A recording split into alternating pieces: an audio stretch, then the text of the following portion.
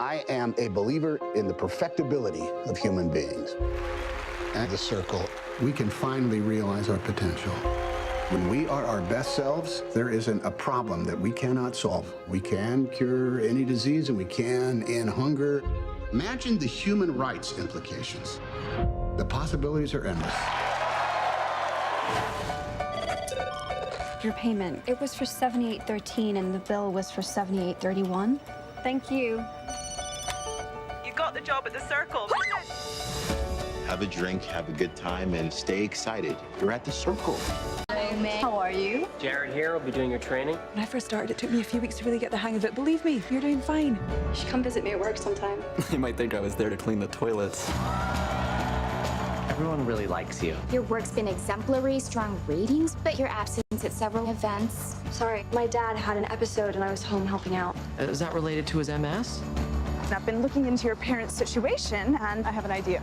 I was thinking it would make sense for May's folks to come on the Circle Health Plan. I want to say how much I value what you've done for my family. May, you're a valued part of the Circle. We care about everybody you care about. May's only been with us for a few months, but she has made quite an impression. So, May, do you think you behave better or worse when you are being watched? We have cameras in place all over the world right now.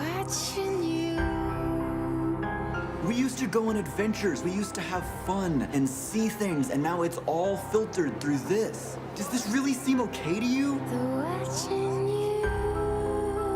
I didn't create this. This is not what I had in mind. Things at the Circle, they need to change. Everything recorded, seen, broadcast is stored and analyzed here. They can use it however they see fit, no matter what it's cost. Knowing is good, but knowing everything is better. So, May, is there anything you want to tell us?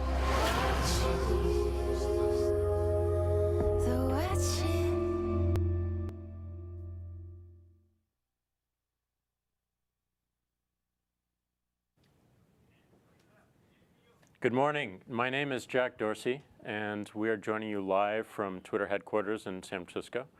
And we are here with some of the cast and the director of The Circle. We're going to have a discussion around technology, around data, privacy, and also diversity in technology as well. And it's going to be fun. And it's going to be fun. It's going to be awesome. I'm live tweeting it if you want to go to my Twitter. If you're going to live tweet this. Hang on, Tom just said it's going to be fun. Send. Okay. So join me in welcoming James, Emma, Tom, and Patton. Hi. Thanks, Jack. So should we kick it off with Emma's experience of making this movie? Sure. Are we into diversity? Okay. Little off camera. It's live. It's mixed messages. So continue.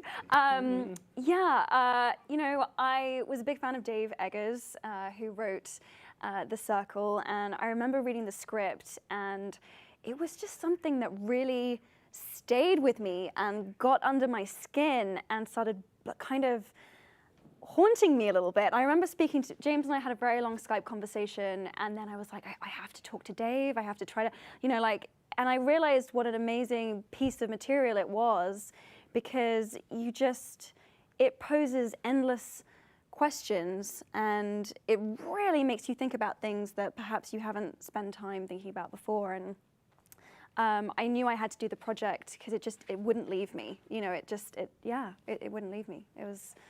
So yeah, working with James has been wonderful, and working with Tom has been terrible. People hate him, and it's just really hard work.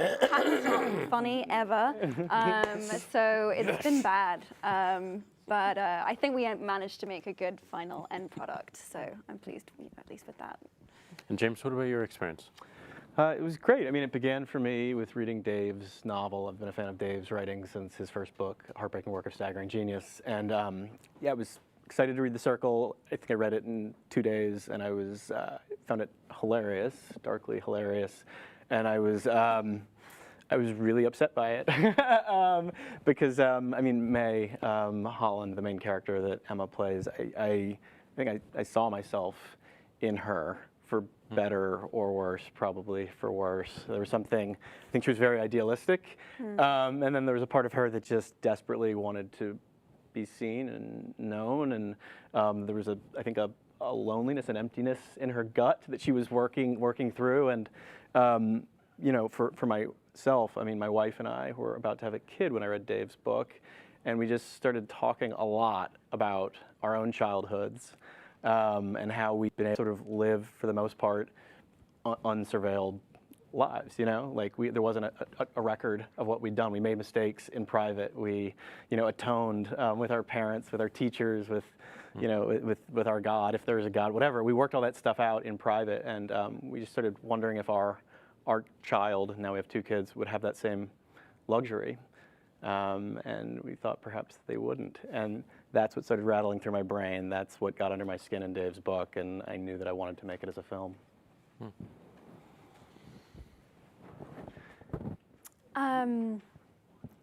Unsurveilled. Is that a word? Unsurveilled. Unsurveilled? I have to ask. Have you just coined something new? I might have made that word up. I'm not. It sounds like a word that's going to become part of our regular lexicon. Like that'll be in the OED in a few years. Yeah. Unsurveilled. Oh, I have chosen to be unsurveilled. Is that possible? Can you choose to be unsurveilled? What if that becomes the thing after the millennials, the cool thing to be, in other words, that's the next step of, oh no, I have no social online presence. Yeah. I'm actually, Would that be great, Jack? That would be amazing. Yes. Yeah, we would fight for that one. So on your character and you personally, you've been a huge advocate for diversity, not just in technology, but in all industry, and specifically he for she. You want to speak a little bit about that and just where you're going through in this movie, and you know, was there did it make it more real, or was it, you know, just accepted? Yeah, you know, I think currently 18% of computer science graduates are women. And, you know, I mean, the tech industry notoriously has issues with diversity. So to be the female face of, you know, in our movie, hypothetically, the biggest tech company in the world, was really interesting. And I think, you know, there was a lot about May and Eamon's kind of relationship and the power play there that I think made that relationship really complex and really tense. And yeah, I think that, you know, Twitter is actually one of our he for she impact champions by coincidence. And I know that that's something that as a company you've been trying to tackle that problem. And I know that particularly within leadership roles, that's something that you've been trying to push, is to try to kind of, you know, move the needle. I think 22% of your leadership roles are female, and I think you've moved it up to something like, you've moved it up by 6% in the last year, which is amazing. But obviously still more to do. But why was this an issue that you think that Twitter wanted to tackle? Like, you know, why was this a problem that was personally important to your company? Yeah, first and foremost, like we want to build a service that is accessible to anyone, and we need different perspectives to understand how or why not it's not accessible to someone, not approachable to someone. So we benefit, you know, pretty dramatically from having different perspectives within the company, different ways of thinking, different backgrounds, different context. From people all over the world. And if we can't have that insight, we certainly can't present that externally as well. We can't build something for our customer if we don't understand who they are and we don't live that way every single day. So we saw an opportunity not just to change the ratio, but also hold ourselves accountable to it very publicly. So we were one of the first companies to actually share our goals, not just where we are, but what we're trying to get to. Because it is something that not only we have to address, but our industry has to address and other industries have to address as well. And I think there's been a big focus certainly on more technical roles in engineering, but just focusing on leadership in particular. Yeah. So, you know, my focus has been our board, the leadership team at the top of the company, and it's really important for people to be able to see, what they can aspire to be, and to understand that, this is a person that's extremely well accomplished, comes from a background similar to mine. I can be there too, and having a conversation with them of what it took, working backwards from that is really important. So our focus has been there, but I think the more important is not just diversity, but inclusion as well, and making sure that we're building a environment that helps everyone feel welcome, helps everyone feel that they can thrive, helps everyone feel that they can set a bar for themselves in terms of their skill level of what they want to do. We've had people join the company as a supporter and have aspirations to become an engineer or a designer, and having that sort of internal path and mobility and just an option is also really important, because I think we focus a lot in our industry and certainly elsewhere on the people we don't have, how to get them in, versus the people we do have and how to grow them. So we've been putting a lot more emphasis on the people we do have, and how do we build a more inclusive environment which will have an end result of creating more diversity of gender, of race, of sexual preference, but also of ideology, so that we're really understanding all perspectives. Sure. That's awesome. I don't want to sound naive. I can almost understand why a lot of the pre-information age industries did have a lack of diversity, because it was from this other age, but especially information and tech. Wouldn't you just want to draw outside of any kind of social boundaries the absolute best you know what I mean? Like the absolute best you can get for whatever project you're working on. So I'm just wondering where that holdover came from. Was it just a generational thing that was kind of there as an echo, or is it actually are we not as advanced as we'd like to think that we are? Do you know what I'm saying? Like if that's still a thing that's being addressed, it just feels odd that it's being addressed in 2017. Yeah, I'm not really sure actually. I'm not sure what the causes are. I think some of it probably comes down to location and where a lot of these things started, and just holding on to that particular locale versus like really broadening out. Right. But it's I think first just acknowledging it, and then like what are the most tangible steps that we can take, we can actually build into our DNA and our practice every single day. Right. Has been our focus, but it's a good question. Yeah. We actually have a video that I think is going to play now that it kind of is on this topic while we're just discussing it. May and Bailey, well, it starts out as employer-employee, and it becomes, I would say, one of those very complicated patriarchal relationships where Bailey takes on a kind of father figure sort of role with her, but of course is her employer at the end of the day. So it becomes a very complex relationship.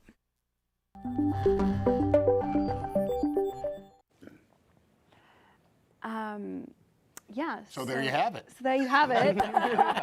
No need to be having this interview now. We can just watch this clip.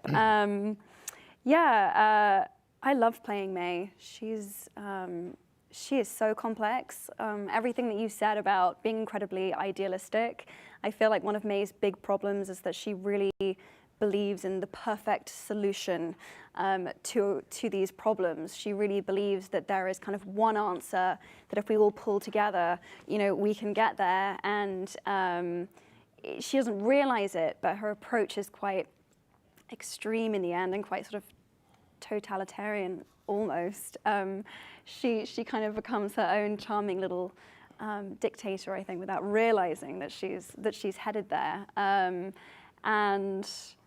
But with such good intentions, and I think that's what you and I were so drawn to all the time, was that she had these incredibly good, is coming from a good place, but kind of ultimately a very warped vision and way of getting there.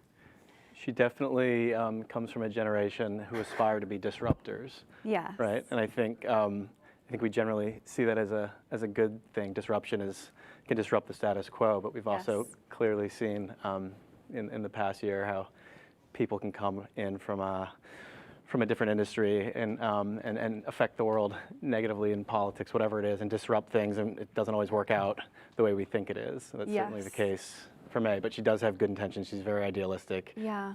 And she's just looking for her place to make her mark. I remember for you and I, like, you know, we obviously made the movie before the election. And Oh yeah, remember that? Yeah, remember that. Yeah. But watching the election, we were like, wow, it feels like everything that we're touching on in this movie is playing out in front of our eyes, you know, just months after we you know, called cut and wrapped on that movie. And that was really remarkable for me. I felt like, you know, life, art, reality, all kind of coming together, and I think there's stuff that we predicted that I really wish we hadn't predicted. Yeah. I wish we'd gotten way more stuff wrong. Yeah, that would have been nice. That would have been cool.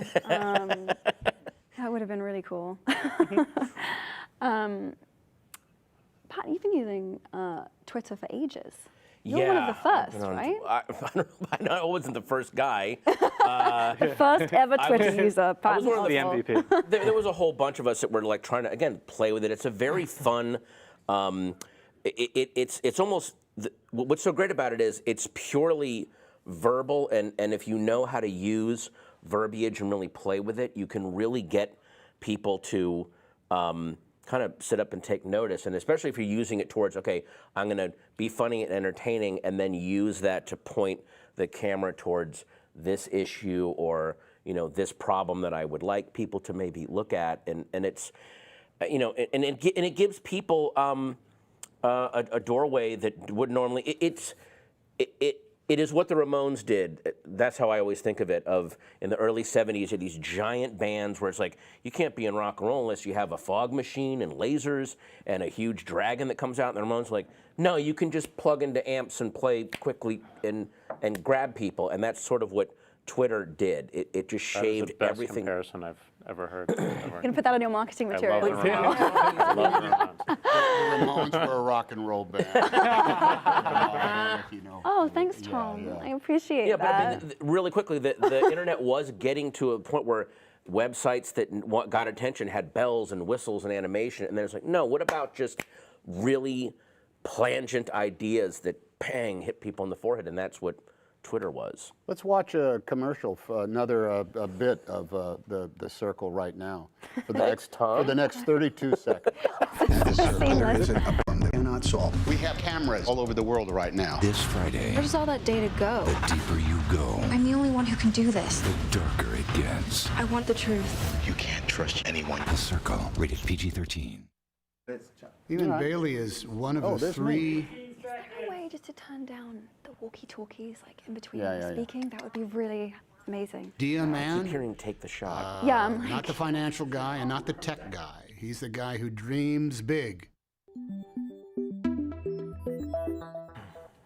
So I play the guy in the movie.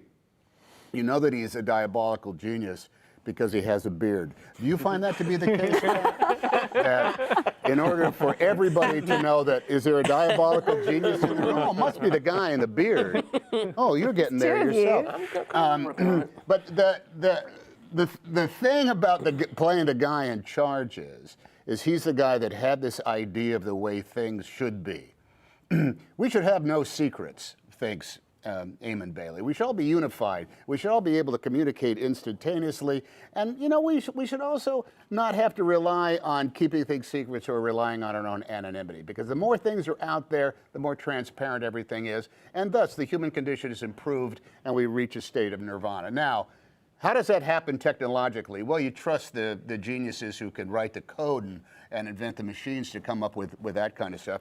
So that allows the diabolical genius that Eamon is, along with Mr. Stanton, yes, in order to then take that idea and push it one step further. There's a scene in the movie in which we're just sitting around we have this thing called the Gang of 40, which is the original 40 people that got together, and it's like this. In order to crack the Gang of 40, you got to be high up in the circle. You got to be really smart. You got to be very aggressive.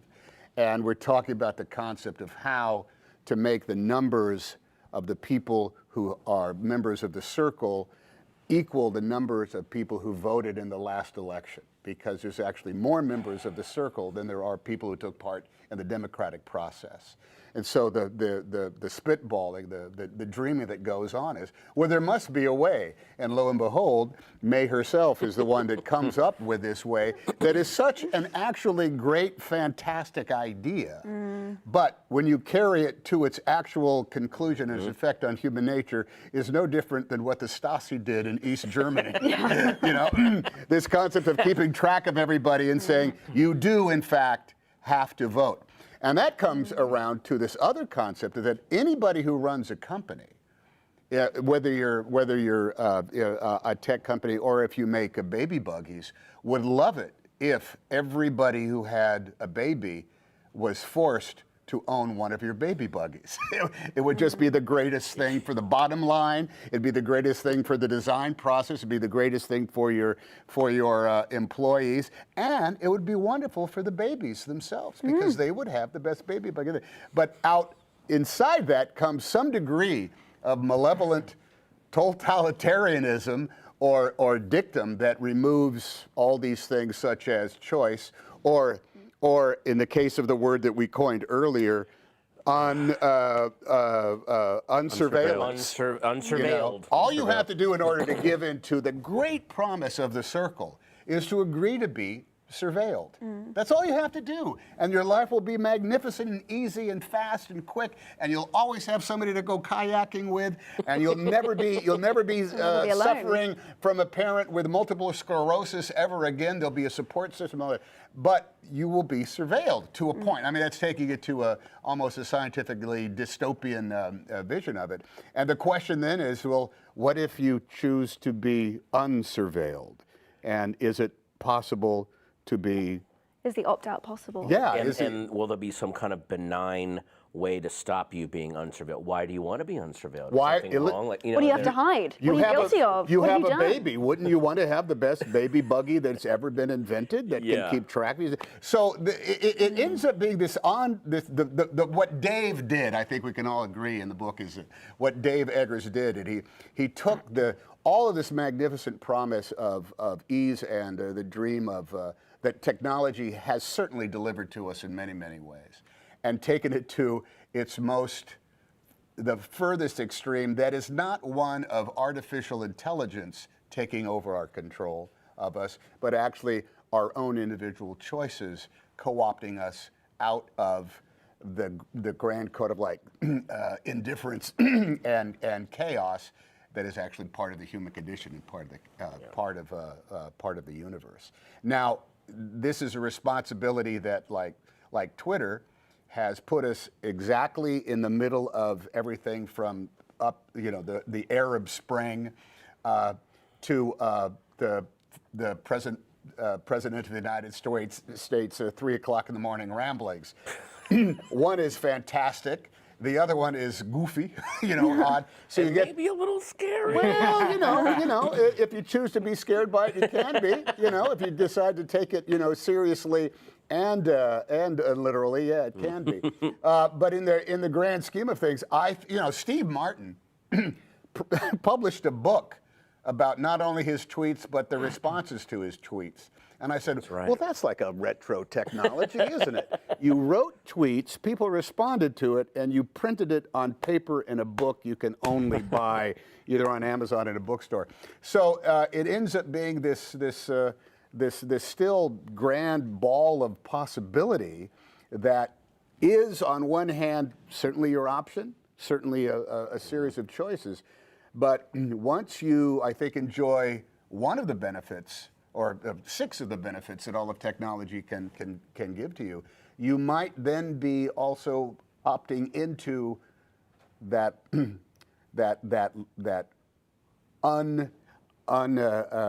unobserved, unanonymous realm that that is what the tech world is that really does run on. One of the things that that we talked about that is not really said in the movie is actually pretty great. It's like, look, if everybody knows everybody's secrets, no one needs to be ashamed, because your secret makes you ashamed, mine makes me ashamed. Once we know them all, because your secret, I don't care about that. You don't care about that. So it can be actually quite liberating. All you have to do decide is to never have another secret. And I'm not sure. And then we're in 1984. Yeah. And then do you have nothing but constant identification with who you are, which means you can never be anonymous again? I'm not sure anybody never wants to be anonymous again. So it is much like, you know, when those guys invented that printing press that could print out books, they were unleashing this concept in order to tell the truth, to bring beauty to the world, to enlighten anybody who reads it, or print lies, prints, make books that would steer people the wrong way and actually do a great disservice to the human condition. So we end up being on the same kind of like precipice of possibility. You know, I made this old movie when you were very young. You might have seen it when your parents were. When I was a fetus. Well, you might have Mom and Dad are going out. We've rented You've Got Mail, so you can watch it again. Oh, stop it! I love that I don't know how old you are. It's a talk. The thing we had then was that even right then, we had this thing of which you had to send an email to somebody, but inside that email between myself and Meg Ryan was this great promise of romance and happiness and love at last and a connection that you couldn't get any other way. But it was old technology. You had to send an email, and it was also based on anonymity. What you do, Twitter, now you can communicate with the entire world with that same brand of promise and potentially that same brand of anonymity, although if you're really cool, you actually will say who you are, so you're not hiding behind anything. But when you do that, you might be opening yourself up to all sorts of other contexts that you're not asking for. So it's odd. The technological triumph that we've all been able to experience has us in that same exact place, except it happens much, much quicker. And it can go around the world. I know, even as we are joking now, thousands of people are watching us on this live feed. Mm-hmm. I'm going to say there's 6,250 people watching us right now. You can either add zeros onto that or not. And that is an absolute magnificent reality, no matter what you want to sell. A movie like The Circle that we're all very proud of, but we could be selling something, ridiculously malevolent if we wanted to, and we'd be using the same exact technology. So it comes down to some degree of personal responsibility.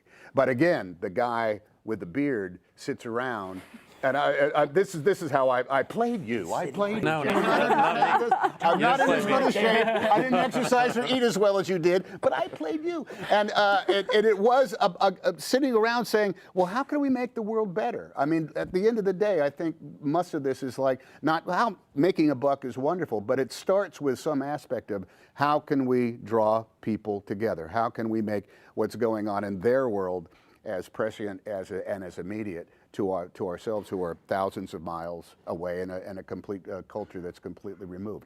But you don't have to go back very far of this, because one of the things that Eamon talks about with our sea change cameras is that, hey, injustice is not going to be able to hide as well as it has been able to.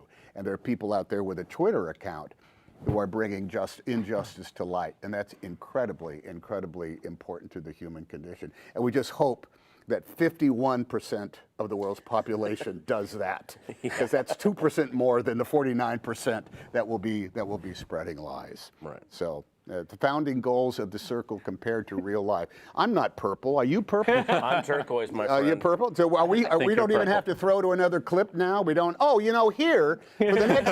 Oh, listen to this. You've got 15 seconds of joy coming your way. We have a TV spot that lasts 15 seconds. So here's some more content from The Circle. And The Circle. Knowing is good, but knowing everything is better. It's only the things we hide that get us in trouble. Everyone is talking about the most provocative thriller of the year. Is there anything you want to tell us? Emma Watson. I'm the only one who can do this. Tom Hanks. You think this was just a camera? John Boyega. You can't trust anyone. Shouldn't have happened. The Circle is watching. The Circle, rated PG-13. Sharing is caring. At face value is a delightful phrase and a wonderful kind of mantra for how to live your life. But in the terms of The Circle, sharing is caring gets mutated to the point where, you are. It is assumed you will share everything, but without boundaries, you get eaten alive.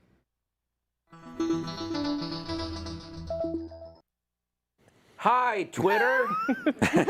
Put your pants back on. We're back. Here's the, a data-driven world. A lot of stuff that, it's amazing how a lot of the stuff that Tom was just talking about, without changing the way he said it, could be beneficial or sinister in the exact same sentence. And I think now, especially, there seem to be especially watching my daughter grow up, there is a generation of kids that are very comfortable with and already assume they're just being watched all the time. Because they're used to seeing other people either on YouTube or on TV, not interacting, but addressing a lens and a faceless multitude. And the character that I play, Stenton, I think this exists in tech. I think this existed in industry beforehand. There is a section of the population that is way more comfortable not talking to people face to face, but rather through memos and directives or texts. Yeah, texts and a lens. And so, how again there are it helps a lot of introverts get their message out there, and it especially helped people that maybe have problems with social anxiety and stuff like that to, create an identity in the world. But I think it also disconnects people from a lot of the consequences and effects of what they are doing, and it can lead to some pretty harmful actions taking place because it doesn't feel like you're doing it to another person, So that's something that, there's and I don't want to give too much away, but there's a great thing that you do that Emma does when she decides to go transparent. Can I say that? She decides to go transparent. It's a big part of it. And there's a weird, it's like, it's an acting choice that you make, but it's like you become an amplified version of yourself without realizing you're doing it. And yes, it amplifies you, but just like a car that's running on nitro, it's also kind of burning you out a little bit. And so I'm just wondering if we're going to see an effect, I guess, in society's behavior that we can't see right now because it's just now starting. But in 10 years, are there going to be people that are so burned out by this that there'll be some kind of mass retreat from? It'll be the opposite of Andy Warhol's saying, and in the future, everyone will be allowed to be anonymous for 15 minutes, and then you'll be pushed back out in front of your, If this was 1984, Big Brother. Or go eat cheese in hotels. Big Brother would be on the TV for the 2-minute hit, going, "Please stop sending me pictures of your privates. I don't know why we put the cameras in you guys' apartment. You people are nuts." So it is. It's the classic, there's 3 science fiction plots. What if only, and if this goes on. And this is the classic, if only, ... but then it goes way too far. But you don't realize it's happening because everyone, especially Eamon, especially May, are so positive and excited and are only seeing the benefits, but not the responsibilities. And so that's going to be interesting to see how that plays out in real life, I think. Like the if only of the sort of archetypal, sort of speculative or sci-fi plots. Like, yes. I think what we anticipated in like fiction of the 50s and 60s or like paranoid conspiracy films of the 70s was that the government would steal our information from us, that we should be paranoid of the government, and maybe that's justified. But the irony of modern living is that sort of the panopticon, like the self-regulating society that we have, is one where we've voluntarily ceded our private information for just the ease of a good Like app. if we live in a neighborhood and we saw an unmarked black car with a bunch of radar dishes slowly moving down the street with a radar dish pointing at all our house, we would be outraged and we wouldn't know who's driving that black car. But if it says Google on the side of it, we just say, oh, it's just making a map of a house. Yeah, That's exactly. its own. Or if it said Twitter on the side of it, we would be so overjoyed we would tweet out, I feel lucky, I live in a Twitter neighborhood now. People would run outside naked. Hey, yeah. woo! Do you ever do that just on the off chance that satellites are photographing your house at the time? Just kind of go out and dance around. Did you see the photograph of Earth that there's the Cassini probe took from inside the rings of Saturn? It was just on it. Literally, there's a probe, and it turned around. It took a picture through the rings of Saturn of this little dot that is the planet Earth. And I wanted to find out exactly when that picture was taken, so I could say, well, here's a picture of me taking a shower before I went to work that day, because that's what I was. That is big data, my friend. That's big data. A photograph of the entire Earth. That is some big data. It's so weird. You're talking about big data. When you watch these paranoid 70s films, Parallax View, All the President's Men, 3 Days of the Condor. Colossus, the Forbin Project. The Forbin Project. Yeah. Where that's the first movie where someone goes clear. We are now sitting in the geek section of the. I'm on this sofa. I was put on this sofa. There's a wonderful movie called The Matrix, and they go into the computer. Yeah. It's crazy. It's nuts. But in those movies, they're digging for one tiny scrap of information. Nowadays, it's the opposite. You're digging through mountains of information to figure out what's pertinent and what isn't. It's not a lack of information. We're being flooded with it and trying to get oxygen in the middle of it to figure out what's real and what isn't. That's the dilemma we're facing now. But the other hand of that is like, man, you need an answer to a question, of something that is perplexing, and you've got it in a minute and a half, less than a minute and a half, depending on your, whether you got 3G or 4G. Yeah, it's an extraordinary gift. At the same time, it can be an extraordinary curse. Big data. Yeah, I remember a friend of mine was online saying, there's this movie, it's guys in motorcycle helmets with skulls, and then George Sanders is in it, Psychorama, and like they immediately found, like you could find things now by giving weird general descriptions, and somebody out there will know what you're talking about in the arts or something. Although I don't imagine Woodward and Bernstein going, something with burglars and then plumbers. But oh yeah, it's remember. Okay, there was a movie called All the President's Men. We rag on Emma so much because she's 14 years old, or will be forever because of the choices you've made in your career. Sorry.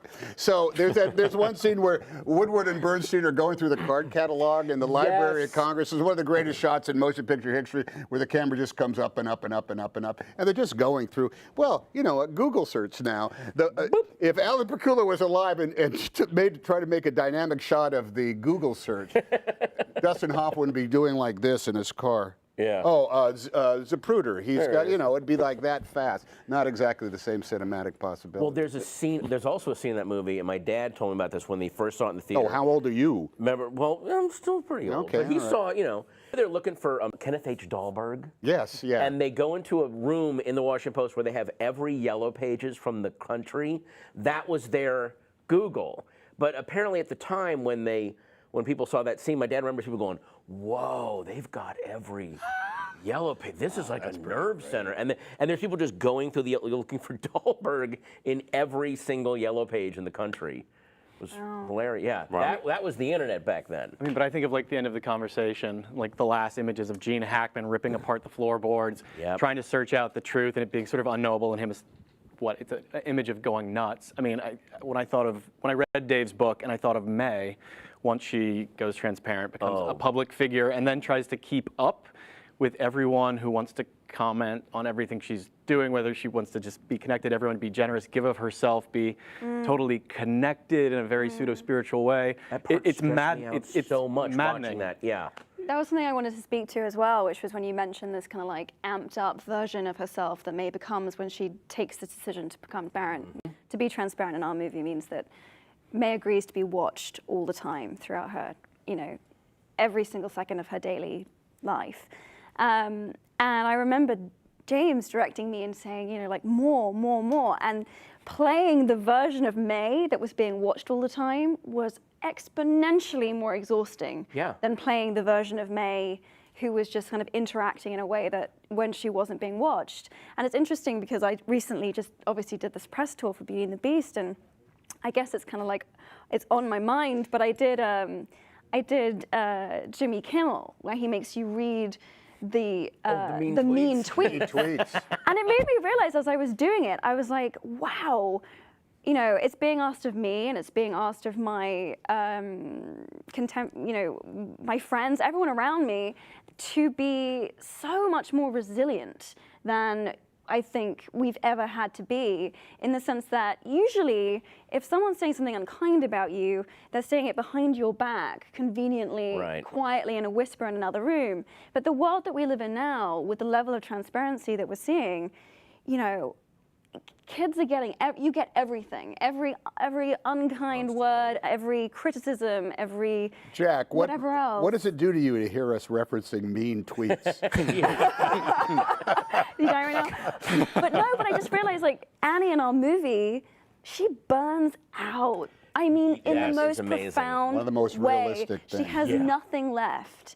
And that's what being like on all the time kind of does for you, and the ability, or not to be able to opt out, not to be able to say, I just need to, like, I don't know, wear sweatpants and like pick my nose and like do all the things that I wouldn't normally do for like a few days. I think it's like that level can just drive you crazy.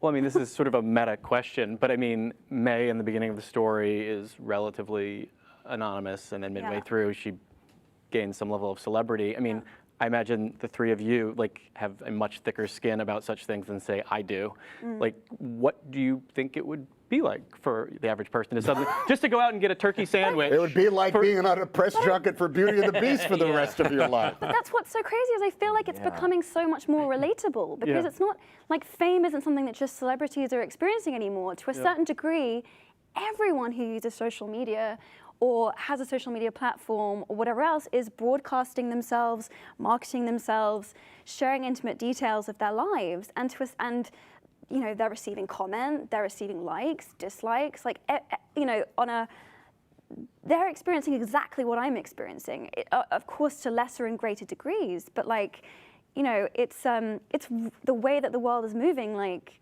my experiences, I don't feel like are unique so much anymore, in a really interesting way. Yeah, fame isn't really being achieved anymore. It's being inflicted on people. I mean, really, there's people that fame is just being inflicted on because of social media. You can sort of decide to be famous now. Yeah, you can just go, I'm going to be famous tomorrow. Yeah. And it's very, very easy. When was that inflection point for you, though? The which part? When was that inflection point for you? When did it shift from more the traditional media to...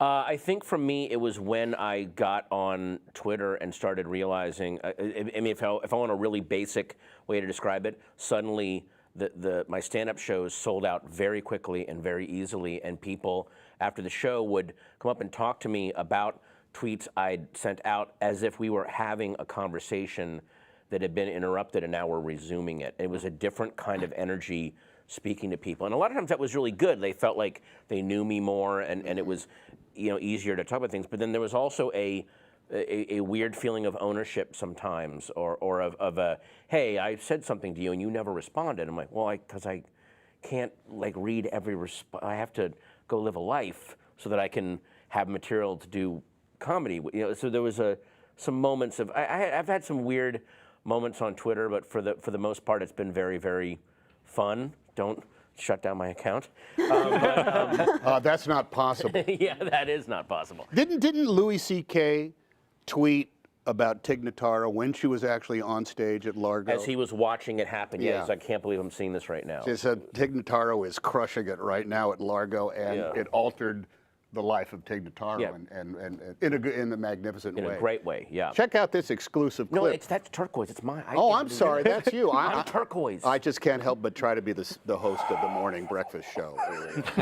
Coming on after this clip. I want to talk to you about an idea, but before we do, is there anything you want to tell us? That I've been here before? It's only our lies that get us in trouble, the things we hide. Of course, I know you've been in here before. And now that I know your secret, do you feel better or worse?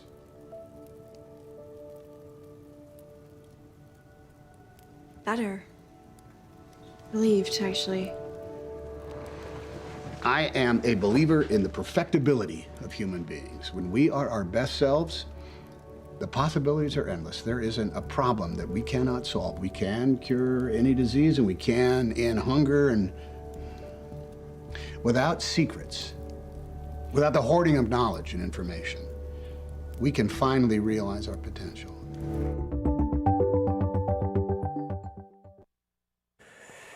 Hey, we are back. Are you sure? I'm so excited. We are back. We're still here. Yeah. We've been here. Yeah, no, I mean, I was thinking recently in the news, we've seen sort of incidences of sort of people taking the platform of social media, live streaming, in really tragic directions. Obviously, there's many instances of people using it in positive ways, and I'm just sort of curious for all of you, just sort of what you feel your responsibility is to sort of have an online presence and the share of yourself, or what you feel doesn't have to be shared. Yeah, I mean, I think the biggest thing that technology can do in the positive or negative is just change the velocity of something. So I think that, you know, that can go very negative very quickly, or it can also try to understand where someone might need help, where someone might need support, and offer solutions and present solutions much faster. So this is obviously a complicated problem that we don't fully understand yet because the technology is so new. I mean, just the ability to see someone live halfway around the world and actually see their perspective through their own eyes presents entirely new experiences and entirely new challenges. And because it's happening in real time, you know, it's not something that we've ever really had to address or solve before. But I think with a positive intent of if we can create greater venue for people to offer support faster, to provide resources of help, if you do have more negative leaning thoughts or taking a negative impact, to just change the mindset and try to use the crowd and the support structure that you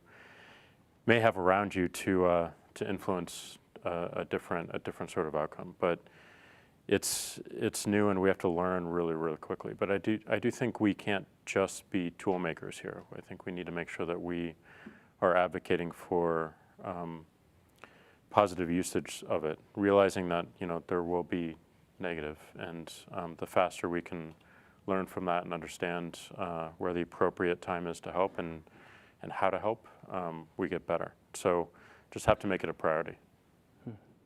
Yeah, the one thing I learned, especially during the election, is maybe don't so much put your face and name behind things. Put your platform behind something that you want to shine light on, an artist or a community activist. I remember I was at Sundance during the Women's March, and I realized, well, if I'm out there sending selfies of me, there's people are going to go, yeah, celebrity in Park City, whatever.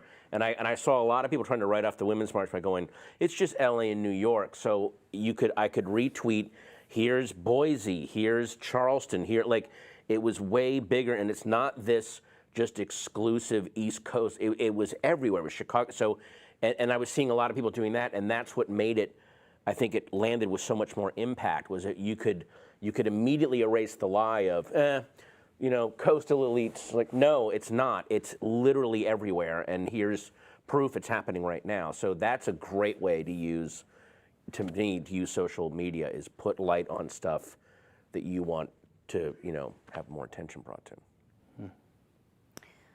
Yeah, I mean, it's been amazing, you know, working with the He for She campaign to see how social media can put out ideas that can really change people's thought processes and evoke a completely different kind of connection and empathy to a certain issue. And, you know, just in the last 4 months, we've had 115,000 conversations on Twitter using the hashtag He for She, and I've seen it making a tangible difference. I've witnessed that. So I think it's as we've been saying, you know, social media technology, it's a kind of amplifier in a way. It's a really, really powerful megaphone that can be used for good or ill. And the kind of internet and technology is kind of this, it's like kind of like the Wild West right now. And everyone's trying to figure out how to sort of get a handle on or try to govern this kind of ungovernable force to keep people safe, but also to make sure that we're not restricting freedoms and civil liberties. So it's I love and I'm just so proud of this film because it just tackles so much of that head on, and I think it touches so many aspects of everyone's lives. I think this film is relevant to absolutely everyone, really. I mean, we know that over half of the world now are internet users. More than half the world use telephones and have internet on their phones. This really pertains to just a massive, massive demographic of the world.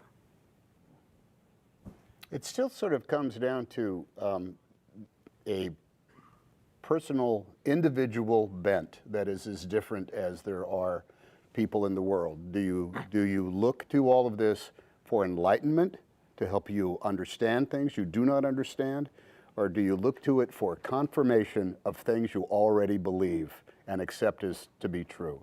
Because there was that just despicable aspect of Pizzagate, the pizza parlor in suburban Washington. And I am sure that there were tweets that came out that said, this is nonsense. This guy is selling pizzas. Yeah. But I don't recall any of those being brought to the forefront or being as nearly as prompting of action as were the absolute false ones that went out. It comes down to we are goofy, imperfect, ungovernable species. We are unpredictable, and we seem to we are attracted to various different sort of flames like moths. And is that flame something that enlightens the cave, or is it a flame that burns the house down? And that's in that case, it's as individual as our own DNA and our own fingerprints. How you take to the entire great technological world is really bent on what our own motivations are. And I have to ask you really quickly one thing. Hit me. Has anyone ever got back to you about whether or not they've found a missing glove? This is how Tom uses his social media. If you post gloves and shoes and odd socks, only singles. Have they been reunited? Yeah. This is what I need to know. My deep-seated fantasy is that yes, someone has said, "That's my glove," and they go right back to the corner of wherever it was taken, and they pick it up. Why did you think to start doing that? Well, because whenever I would see, it started with like gloves, but also like little baby shoes and booties, and I said, "That's a story. That's a story of someone got home to their apartment and said, oh, I lost my glove. Can I afford another glove? That was a great, Or the little baby says, why is the baby crying? Oh my God, her foot's freezing because her booty fell off I'm going to do the park." breakfast show host thing and say that is all we have time for, folks. And thank you so much for tuning in and for listening. And our movie opens this Friday, if you'd like to go and see it. Here comes Donna with the traffic. Yes, and the weather report is following now. Thanks, Jack, for hosting the Thank you. Yeah, thanks for having us. Thank you. Super cool.